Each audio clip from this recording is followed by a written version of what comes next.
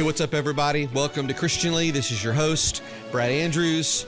Hey, again, thanks for joining us for this week's edition. As always, we want to remind you that our podcast is here to help you cultivate holy courage. And we do that by looking at certain issues in our culture as a launch pad to talk about deeper issues through a biblical lens. We want to help you grow in your courage and confidence to stand firm on God's word. Now, today, we're going to do something a little different. If you're listening to this on Friday, July the 3rd, when we drop this, tomorrow we will be celebrating our 250th anniversary as a country. It's the 4th of July. We're going to take today a look at this idea in 3 parts. So I hope you enjoy.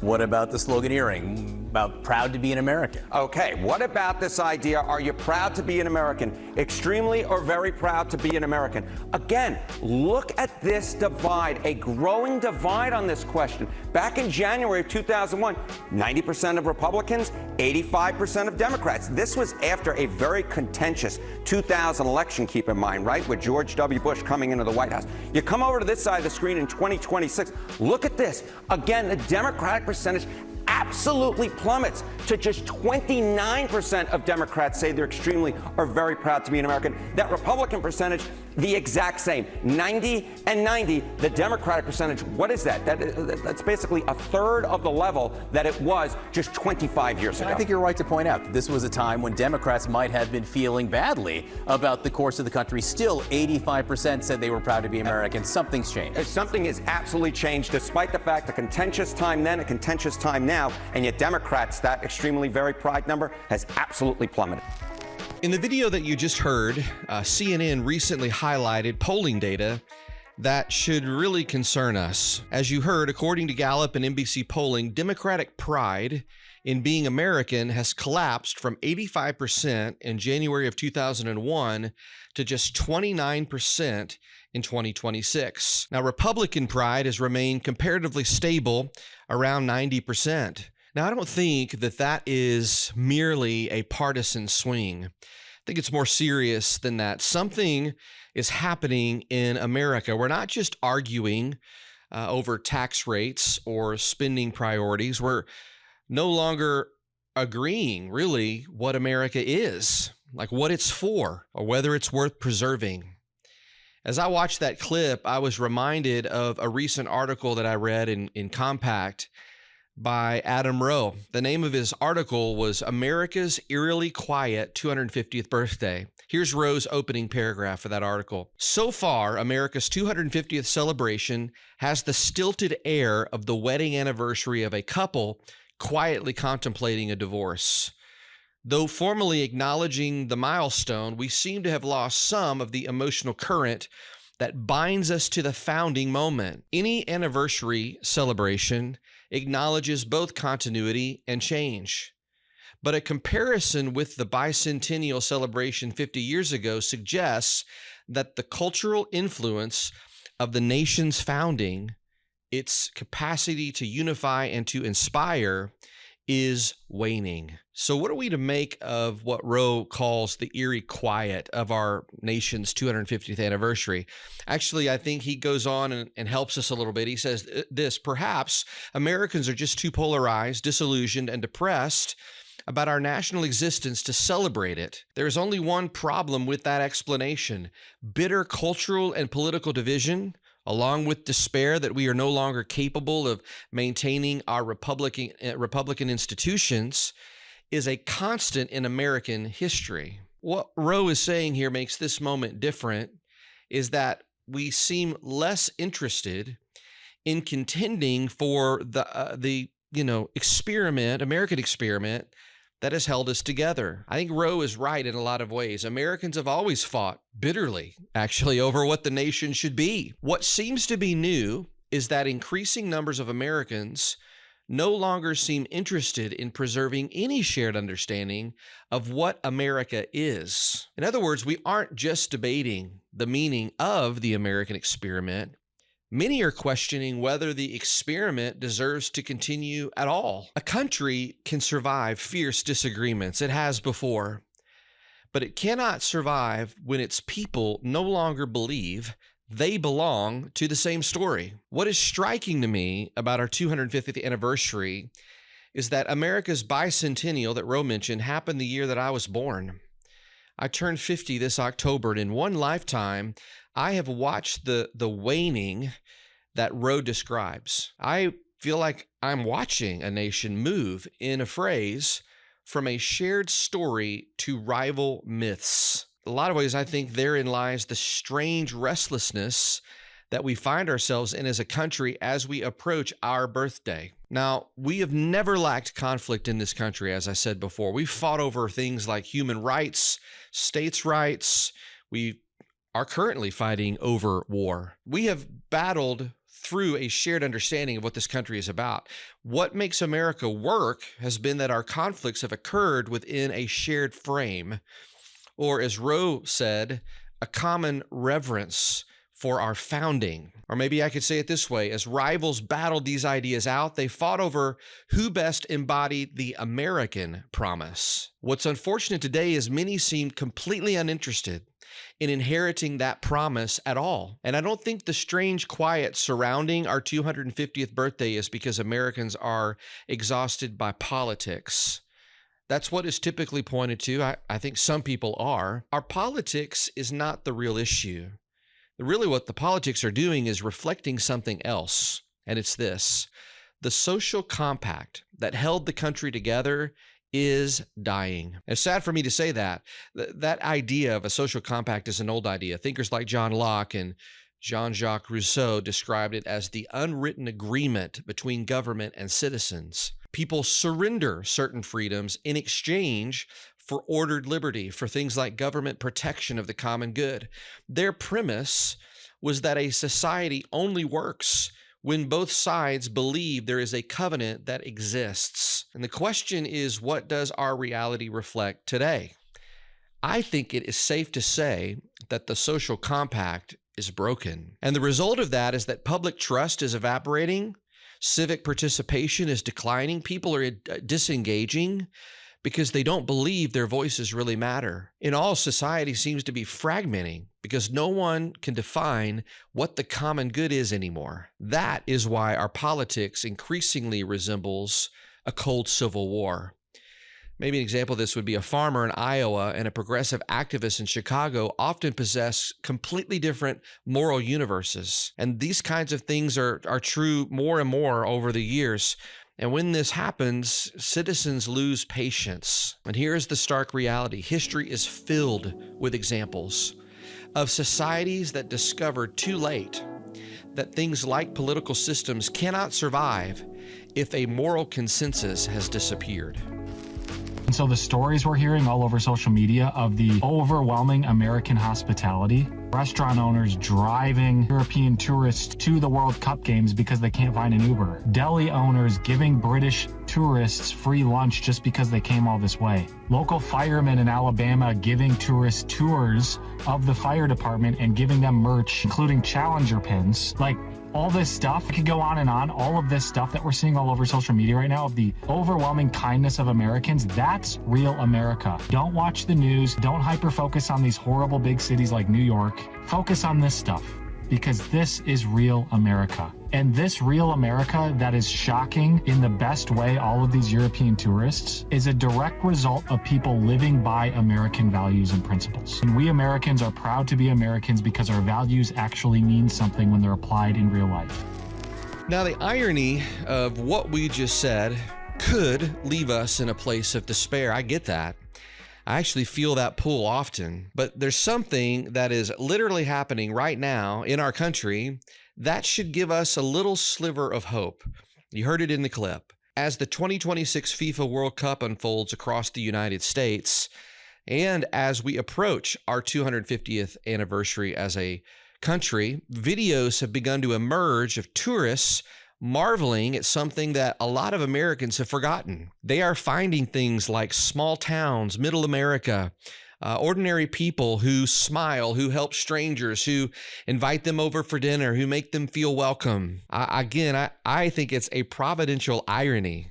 The rest of the world has come to America and is reminding Americans maybe what America actually is. Again, Americans have not suddenly become polarized. What is new is that we no longer seem interested in contending for this common understanding of what our country is or why it should continue to exist. One of the debates that I see us mired in right now is really centered around this question: is America a creedal nation? So let's unpack that just for a moment. The Declaration of Independence articulated some very revolutionary propositions, things like all men are created equal, that rights come from our Creator, legitimate government exists by the consent of the governed. Those kinds of ideas at the time were explosive in 1776. The idea that rights, for example, came from God and not government was regarded as political heresy back in England. So in that sense, America was founded on a creed. But the thing with creeds is they do not just float in midair. A creed always comes from somewhere. And whatever that creed is, it requires a culture capable of sustaining it. And the inverse is true as well. You cannot cut a flower from its roots and expect it to keep blooming. But that is what modern America has attempted to do with our creed. We've tried to preserve American ideals while severing them from, yes, listen, the religious and cultural soil that produced them. See, creeds require culture. The founders actually understood this instinctively. Their most cited source, get this, was the biblical book of Deuteronomy. They, the founders, inhabited a world shaped by biblical assumptions about human nature and morality and law and justice, the accountability of rulers before God, even though not all of the founders were Christians. But the Declaration's claims that, for example, rights coming from a creator, that was not an empty religious placeholder. It actually was intended to have content, and that content, though, has slowly been gutted over 2+ centuries. And with that gutting, the creed has been confused as well. In fact, our present creed increasingly sounds something like this: there are no nations, there are no limits, no fixed truths, no borders, no created order. But friends, that creed collapses under its own contradictions. If there are no nations, for example, why do people continue fighting to preserve their own?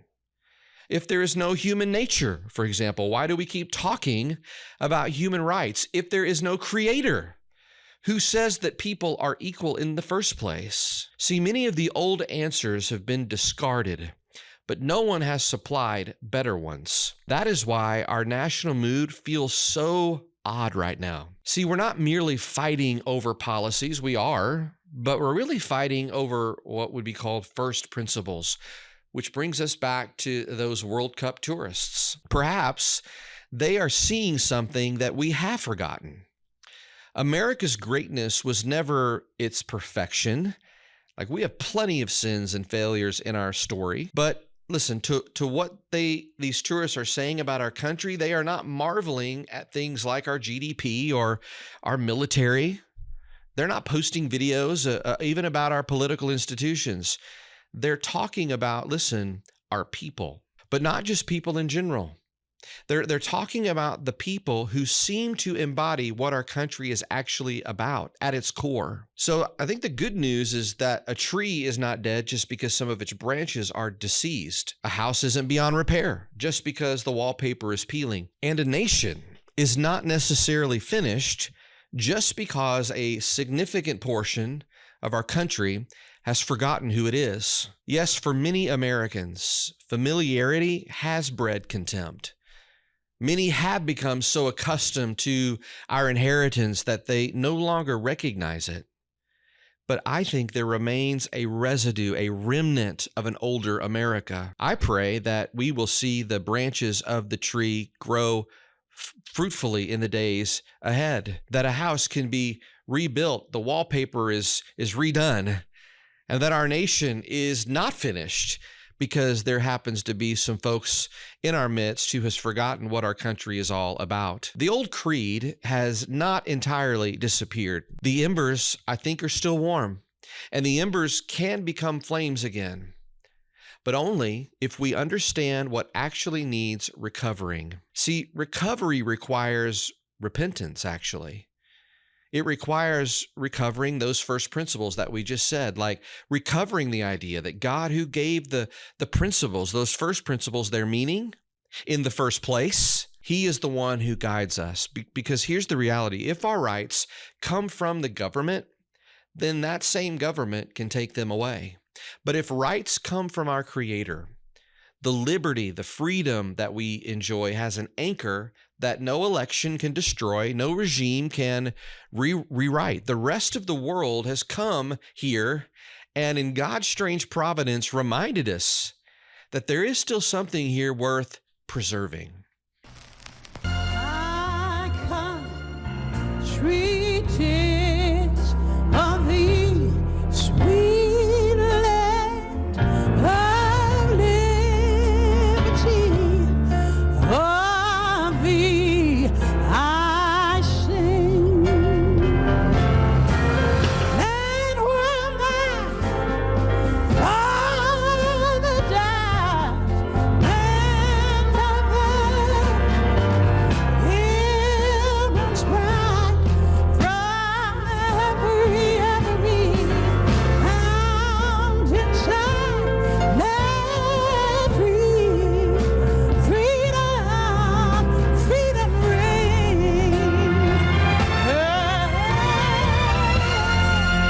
Our Father, unto thee, Father, liberty, to thee we sing. Man, it doesn't get any better than that, does it? Aretha Franklin singing My Country, 'Tis of Thee. In fact, in this final segment, I want to revisit that song, which many believe is America's unofficial national anthem as we close out this week's podcast. A young Baptist seminarian managed to capture something we have seemed to forgotten as a country. In 1831, a 23-year-old Baptist seminarian named Samuel Francis Smith sat in a room at Andover Theological Seminary, about 20 miles north of Boston, Massachusetts, translating German hymns. And on a whim, he picked up a scrap of paper, and in less than 30 minutes, he had written the words that would become My Country, 'Tis of Thee. The first three verses of Smith's song move in a very deliberate progression. Most only know the first verse of the song. But the first verse is about love of country.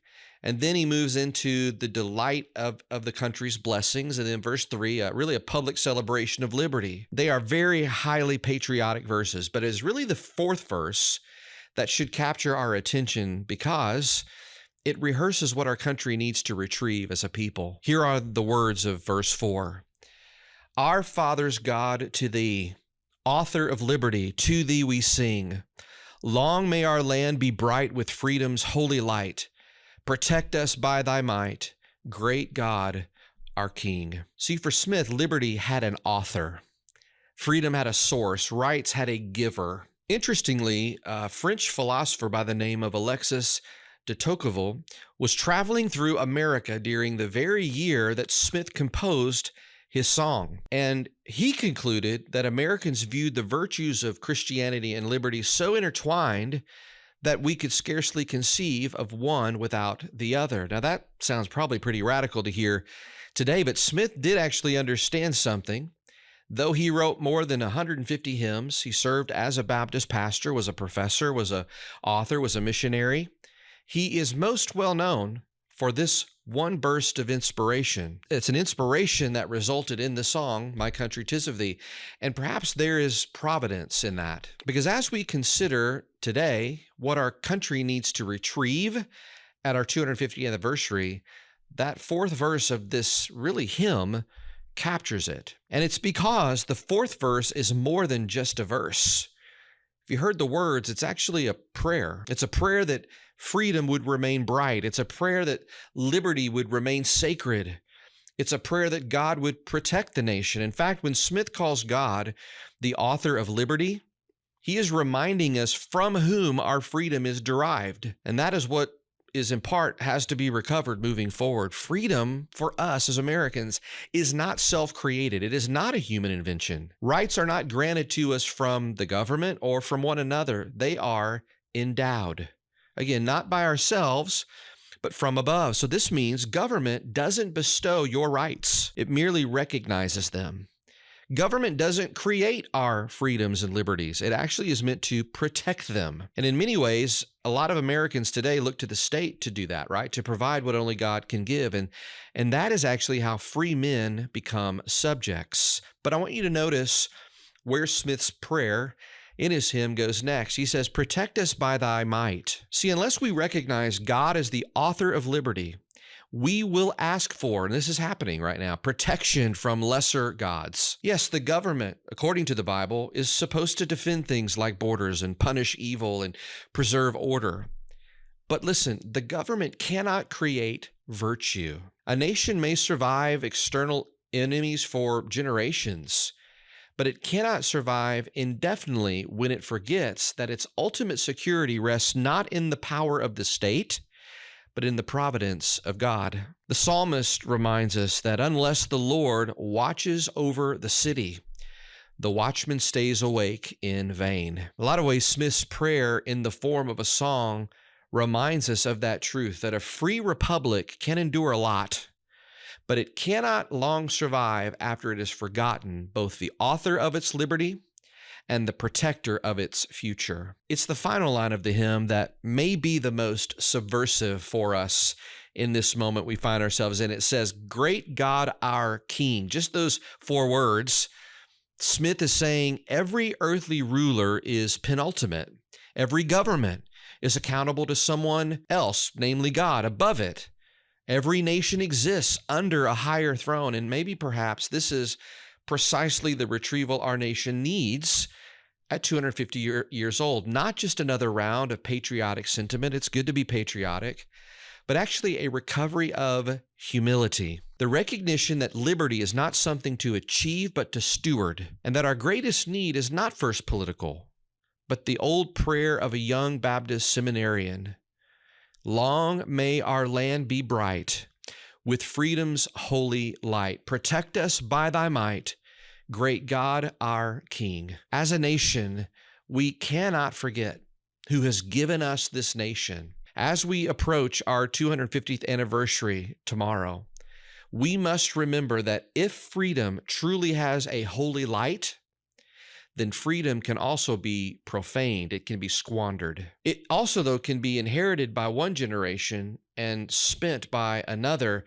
which would be a tragedy. So if America's unofficial national anthem still has something to teach us here at our 250th anniversary, perhaps it is this: the greatest threat to liberty is not that someone may take it from us.